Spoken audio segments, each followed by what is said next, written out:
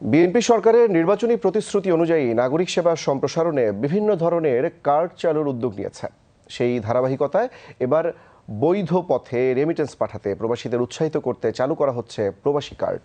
সরকারের পরিকল্পনা অনুযায়ী চলতি মাসের মাঝামাঝি সময়ের মধ্যে এই কার্ড চালু হতে পারে। এই কার্ডে প্রবাসীরা ডুয়েল কারেন্সি সুবিধা, অনলাইন শপিংয়ের সুবিধা সহ আরও নানাবিধ সুবিধা পাবেন। রিপোর্ট সুমন মাহমুদের।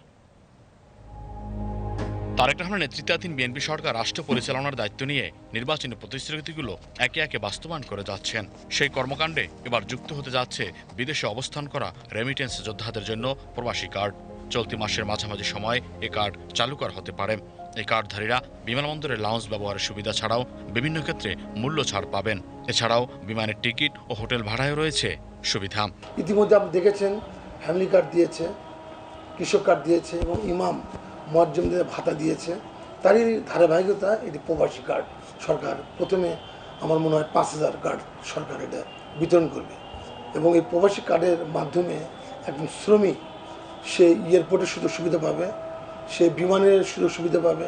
আগে এয়ারপোর্টে বিভিন্ন হয়রানি হতো, আপনার পুলিশের হয়রানি, সব জায়গা থেকে সে মানে মুক্তি পাবে এবং সে সম্মানও পাবে। পাশাপাশি বাইরে থেকে যে রিমিটেন্স বাংলাদেশে পাঠাবে সে 3% প্রণোদনা পাবে।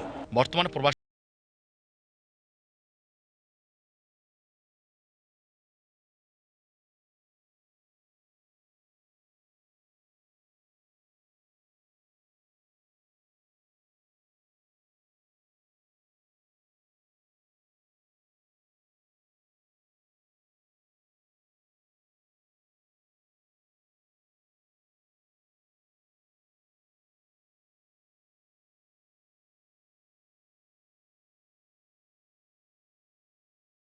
প্রবাসী কার্ডও রেমিটেন্স যোদ্ধাদের দেশে ও বিদেশে গুরুত্ব বাড়াবে।